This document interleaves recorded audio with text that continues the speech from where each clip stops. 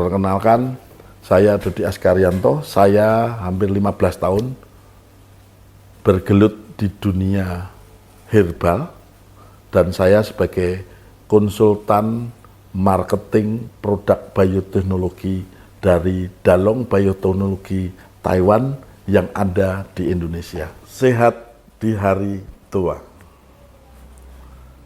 Indonesia pada saat ini sebetulnya sudah mulai masuk ke dalam darurat diabetes. Kenapa Indonesia masuk ke darurat diabetes? Karena di Indonesia ini, sekarang ini pada tahun 2019, itu di Indonesia penderita diabetes dunia dari 178 negara, Indonesia masuk ke ranking 7. 2019. Pada 2021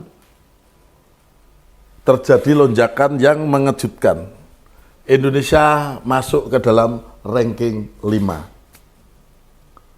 Selisih 2 tahun naik ranking 2 ranking untuk penderita diabetes di antara 178 negara. Setiap tahun jumlah penderita diabetes di Indonesia itu bertambah sekitar 1 juta. Dan setiap tahun jumlah korban diabetes itu setara dengan 1000 kecelakaan pesawat terbang. Ini sangat memprihatinkan. Dari 4 orang yang menderita diabetes di Indonesia, yang terdeteksi dan mengaku itu hanya 1. Mengapa? Jumlah diabetes Indonesia kita bandingkan ke negara yang jumlah penderita diabetesnya dan obesitasnya sangat kecil, yaitu negara Vietnam. Sementara Vietnam mempunyai kesamaan dari iklim, pengkonsumsi beras, pengkonsumsi ketan, mie, dan pengkonsumsi kopi terbesar di Asia, yaitu Vietnam.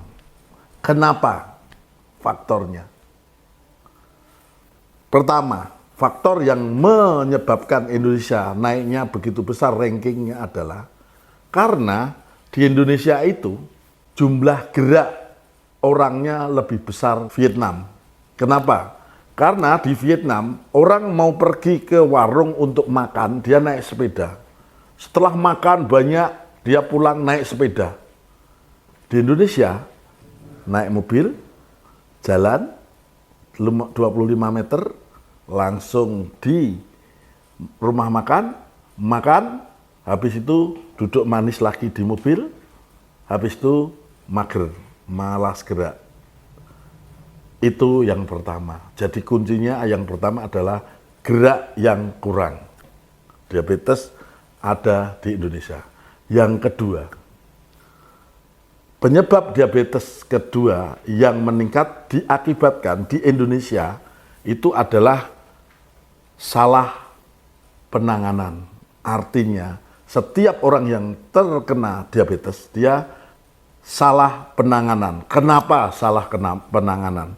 Karena di Indonesia itu, diabetes itu, setiap orang yang diabetes, pasti dia akan lebih cenderung mendengarkan opini, pendapat opini, baik di online maupun di sekitar lingkungannya. Jadi setiap orang penderita diabetes di Indonesia itu pasti mendengarkan opini. Begitu dia kena diabetes, pasti yang disalahkan adalah jangan makan gula, gula jahat. Kalau kolesterol jahat. Kalau emping nanti asam urat. Jadi semua menyalahkan adalah menyalahkan makanannya. Tetapi tidak pernah mau mendengarkan uji ilmiah tentang organ kita kenapa bermasalah. Itulah satu, karena salah penanganan, kedua karena kurang gerak. Kita akan bicara tentang diabetes salah penanganan. Sebelum itu saya akan jelaskan dulu. Diabetes adalah penyakit yang mematikan dan menyakitkan. Nomor 3. Penyakit yang mematikan dan menyakitkan. Karena mati diabetes itu dimulai dari kaki, diamputasi, dia lama, pelan-pelan sampai nanti komplikasi dan lain sebagainya. Jadi penyakit yang mematikan itu adalah menyakitkan, mematikan dan menyakitkan adalah diabetes. 2, diabetes itu adalah ibu dari segala penyakit. Mengapa? Pertama, diabetes adalah ada 2 tipe. Tipe yang pertama adalah tipe diabetes 1, yaitu diabetes yang diakibatkan proses memang kelainan dari pankreas tidak menghasilkan insulin, sehingga insulin tidak ada, sehingga gula tidak terbakar, dan gula darah dalam darah meningkat. Ini adalah kelainan karena memang pankreasnya dari sana, dan ini hanya 5%. Hanya 5%. Dan itu terjadi bisa faktor keturunan atau kelainan gen. 2, solusinya untuk diabetes 1 dan itu hanya 5%, sangat hanya mungkin cangkok pankreas, perbaikan sel, pembentukan sel pankreas, dan paling cepat adalah suntik insulin. Sementara di Indonesia bukan tipe diabetes 1 pun suntik insulin. Itu salah satu diabetes 1 yang salah penanganan. Itu diabetes 1. Ada yang lebih dahsyat yang membuat ledakan luar biasa sehingga Indonesia akan menjadi darurat diabetes di tahun 2030 karena diperkirakan 30 juta yang akan terdampak dengan diabetes tipe 2. Kita bahas diabetes tipe 2. Diabetes tipe 2 itu adalah diabetes yang diakibatkan di awalnya memang sehat. Waktu muda, kuat, pankreas masih bagus, makan tidak masalah karena seluruh organnya masih baik, yaitu pankreas masih menghasilkan insulin dan mampu dia menghandle gula. Tetapi proses usia, makanya usia di atas 30 mulailah berdampak. Insulin mengalami yang namanya resistensi karena gaya hidup. Jadi insulin sudah tidak bisa merespon lagi gula, sehingga gula menjadi meningkat di dalam pembuluh darah. Itulah diabetes 2.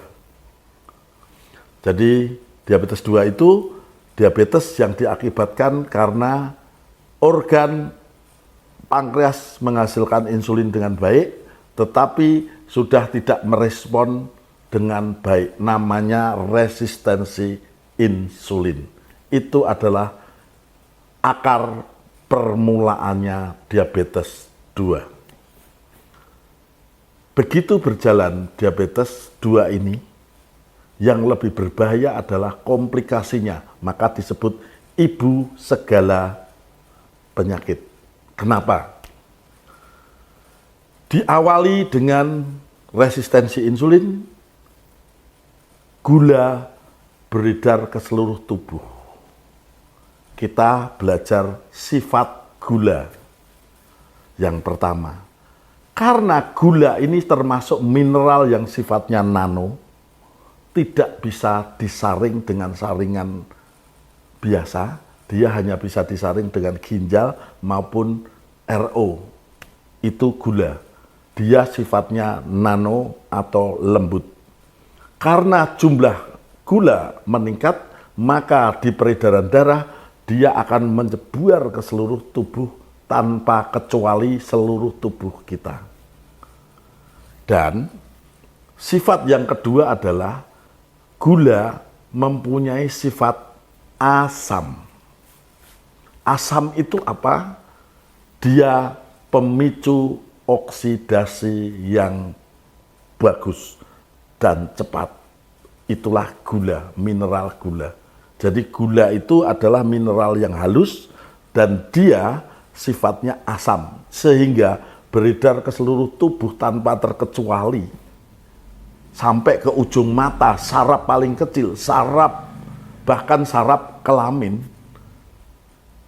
itu sudah terisi dengan mineral gula yang mempunyai sifat asam dan pemicu oksidasi yang tinggi.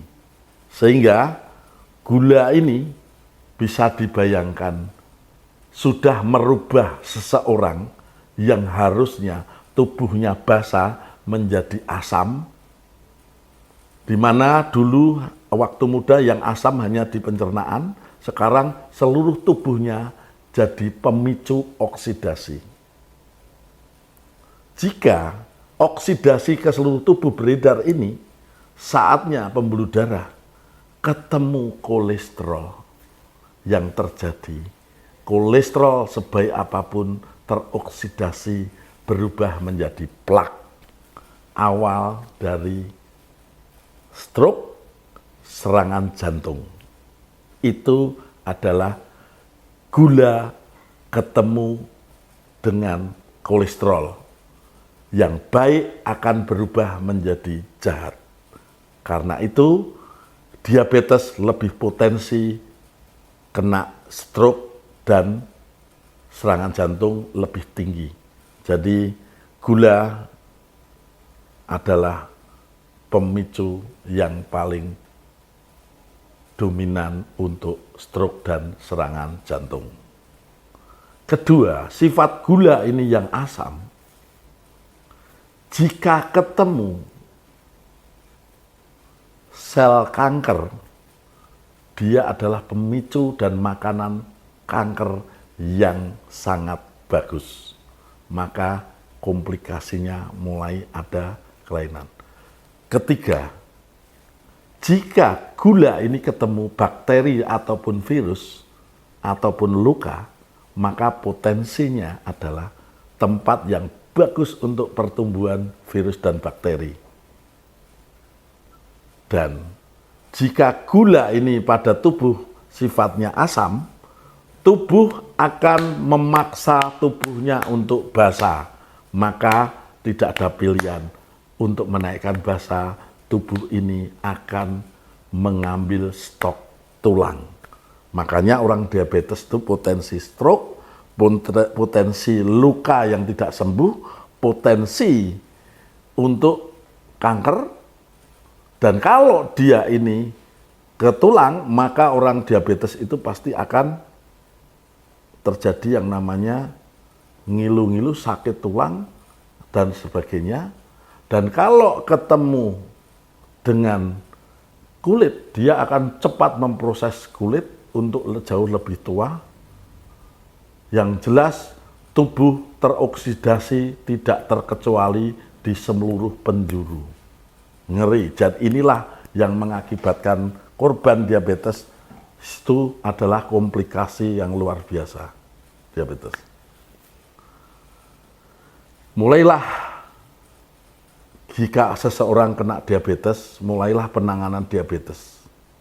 Untuk mengetahui apakah kita diabetes atau tidak, kuncinya hanya dengan mendeteksi darah kita.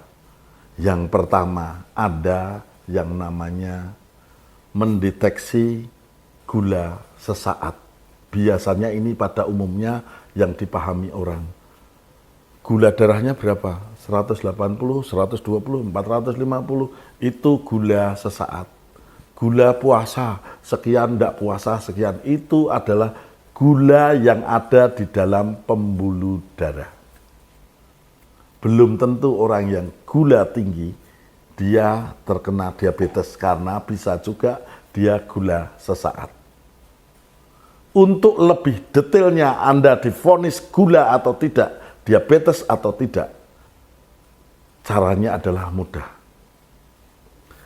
Anda cek HbA1c, yaitu jumlah gula yang menempel pada dinding sel darah. Itulah gula yang menempel pada dinding darah selama 3 bulan. Rata-rata berapa? Itulah HbA1c. Regenerasi sel terjadi 3 bulan sekali, maka pemeriksaannya adalah 3 bulan sekali pemeriksaan HbA1c-nya. Saat regenerasi sel terjadi, gula yang menempel pada dinding sel terlepas menjadi gula yang sudah fermentasi. Karena dinding sel sudah regenerasi. Sehingga terlepas, dia akan menjadi gula yang sudah fermentasi. Kalau gula ini fermentasi, ketemu kolesterol, sangat efektif menjadikan kolesterol baik menjadi kolesterol jahat dan merubah menjadi plak. Dan gula yang menempel ini tadi, yang sudah lepas, harus disaring dengan ginjal. Ginjal harus menyaring gula sampah dari fermentasi gula yang ada di dalam dinding sel. Bisa dibayangkan, mulailah fase gagal ginjal. Inilah persoalan yang sering terjadi. Maka semakin kita nanti semakin tinggi gula, semakin tinggi HbA1c-nya, yang terjadi semakin sulit untuk disembuhkan, dan orang mengatakan gula atau diabetes tidak ada obatnya, hanya ketergantungan obat saja. Sekarang kita masuk ke fase gula ini mulai menjadi masalah, pemicu segala macam penyakit dimulai dari gula dalam dinding sel darah ini meningkat. Sekarang kita masuk ke solusinya. Solusinya semua orang di Indonesia pasti hanya sederhana. Jangan makan gula, ya gulanya tidak ada. Jangan makan kolesterol, ya kolesterolnya tidak ada, pasti bagus. Tapi masalah di organ lainnya terbentuk. Livernya masih masalah. Itulah yang terjadi karena hanya mendengarkan opini. Sebetulnya gula itu sangat mudah solusinya. Kalau Anda tadi dikatakan tes HbA ini tinggi, ini rendah. Di bawah 7, ya, di bawah 57 ini pasti sehat. Di atas ini pasti asam. Dan tidak ada orang yang kena diabetes HbA-nya di atas 7. Dan orang bisa sakit, tidak mungkin. Orang sakit pasti tubuhnya asam. Dan orang yang tubuhnya basah tidak mungkin sakit. Itu prinsip dasar ilmiahnya. Tidak mungkin orang yang punya pH di bawah, di atas pH yang basah atau di atas 7 pH itu kena kanker, itu tidak mungkin. Tidak ada orang yang kena diabetes pH-nya basah atau HbA1c-nya di bawah 6. Itu kan tidak mungkin kena. Itu aja prinsip. Tapi yang terjadi justru tidak bermain di ranah akar penyebabnya. Nah, sekarang solusinya adalah kita paham dulu sembuh atau tidak itu dari ukurannya apa. Dan mungkin tidak kena. Nah, sebagai contoh, ini saya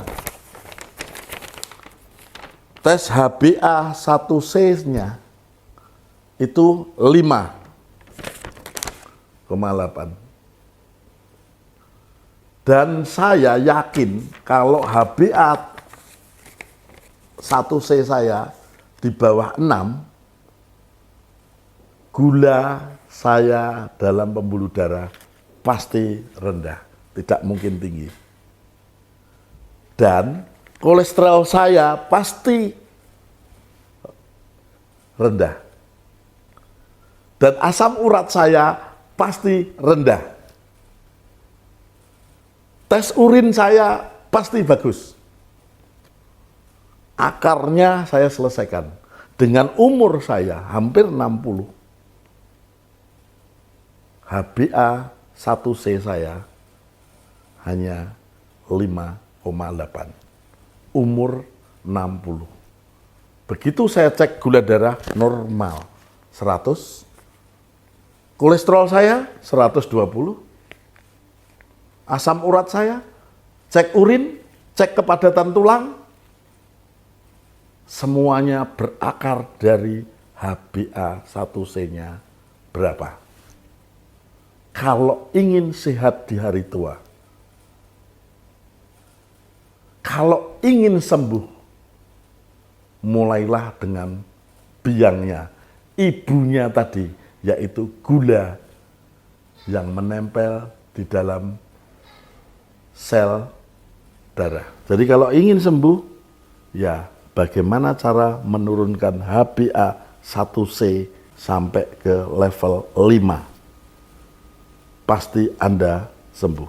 Karena HbA1c di bawah 5, kecil kemungkinannya kena diabetes, kecil kemungkinannya kena stroke, kecil kemungkinan kena serangan jantung. HbA di bawah 5, pasti saya pastikan, pasti dia untuk penyakit yang lainnya adalah kecil kemungkinannya. Maka kalau kita sudah kena di atas 7, maka segala komplikasi mulai masuk. Itulah yang disebut ibu segala penyakit. Di Indonesia banyak sekali cara yang dilakukan, tetapi sedikit yang mau melakukan pada masalah HbA1c-nya turun.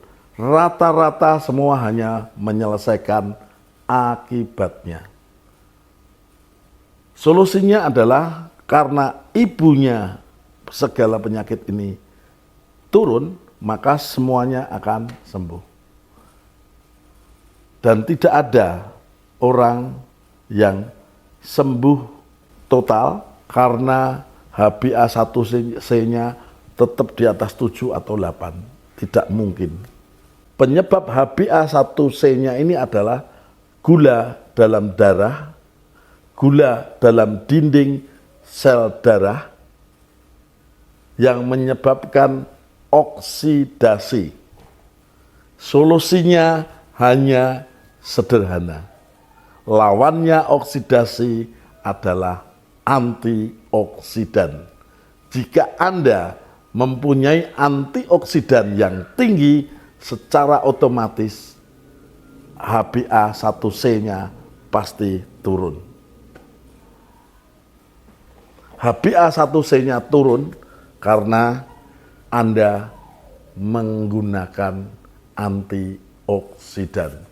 Antioksidan itu adalah bioflavonoid yang ada pada sayur buah-buahan. Itulah bioflavonoid. Jadi kalau orang mengkonsumsi bioflavonoid yang banyak, sudah otomatis HbA1c-nya adalah rendah. Sebagai contoh, orang vegetarian potensi untuk stroke, potensi untuk diabetes, potensi untuk serangan jantung sangat kecil karena dia mengkonsumsi banyak bioflavonoid secara alami. Jadi turunkan HbA1c-nya di bawah 5. Nah, antioksidan banyak beredar di masyarakat, menawarkan lain sebagainya. Dan itu opini-opini yang begitu. Bahkan orang dikasih minum daun ini, minum daun ini. Semuanya adalah hanya berdasarkan ilmiah, bukan uji klinis. 1. 2. Ingat, mau menggunakan herbal seperti apapun, mau menggunakan ramuan seperti apapun, secara ilmiah opininya benar. Tetapi ingat, jika Anda katakanlah satu produk daun A, wah sangat bagus untuk mengatasi diabetes, betul secara ilmiah. Tetapi ingat, untuk membersihkan plak gula yang ada di dinding sel yang sifatnya nano, herbal seperti apapun diperlukan untuk sampai ke sel, diperlukan ekstraksi yang sangat panjang, yaitu melalui mulut, melalui di juicer lewat lambung, disaring kepada ginjal, baru masuk ke sel. Makanya tidak efektif, bahkan membawa dampak gagal ginjal. Hari kini tidak mungkinlah zaman teknologi kita masih menggunakan teknologi ekstraksi sesuatu zat yang ada di luar masuk ke dalam dinding sel melalui mulut, melalui lambung, melalui proses yang panjang. Teknologi ekstraksi lah solusinya. Untuk itu, maka Dalong Bioteknologi dengan teknologi ekstraksi MPES, Multipolar Extract System, dia akan mengekstrak bioflavonoid menjadi molekul yang nano sehingga tembus kepada dinding sel darah. Salah satunya adalah ekstraksi propolis bioteknologi MPES, yaitu propolis yang diekstrak dengan bioteknologi Dalong menghasilkan molekul nano dan mempunyai antioksidan tinggi, yaitu bagian dari bioflavonoid adalah quercetin, kemampuannya 5 kali vitamin C dan tembus kepada dinding sel darah dengan cepat. Propolis Light Dalong Bioteknologi. Jadi propolis ini terbukti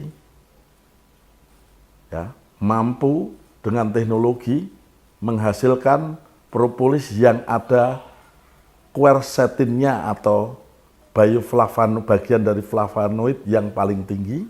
Kemudian MPES menghasilkan molekul yang sifatnya nano sehingga sangat efektif untuk membersihkan dinding sel darah sehingga HbA1c Anda turun. Dan itu 3 bulan. Inilah propolis light Dalong Bioteknologi. Apakah semua herbal bisa? Bisa. Tetapi untuk tembus kepada dinding darah sel darah merah, dia harus melewati proses ekstraksi alami.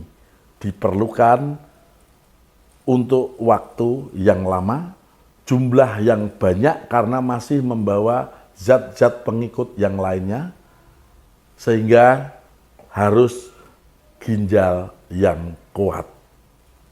Maka propolis light solusi yang efektif, murah, cepat, dan ini sudah teruji.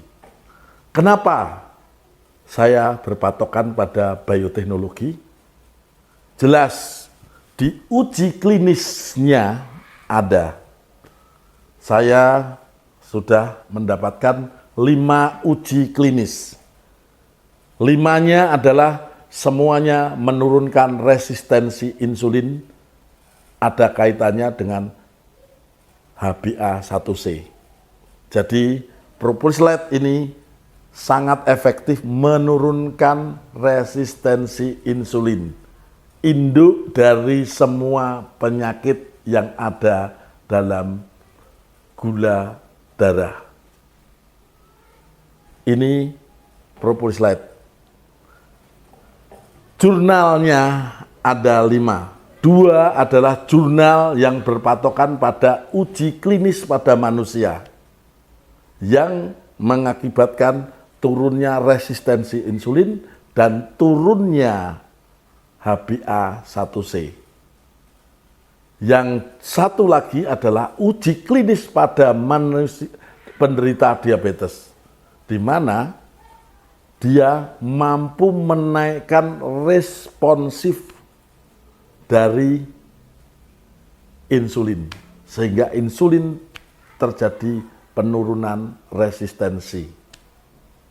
Dan inilah Propolis Light, Propolis Bioteknologi, produksi dari Dalong Bioteknologi. Jika Anda tidak menurunkan HbA1c atau resistensi insulinnya, mau berobat dengan cara apapun, teknik apapun, akan sembuh sementara. Maka Propolis Light solusi pada induknya, yaitu menurunkan resistensi insulin dengan teknologi nano dan antioksidan bioflavonoid quercetin 8,9. Sangat sulit untuk produk pada umumnya. Propolis Light Dalong Bioteknologi siap menghadapi ledakan diabetes di tahun 2030, karena Propolis Light berdasarkan uji ilmiah dan uji klinis oleh Dalong Bioteknologi. Propolis Light luar biasa, mantap.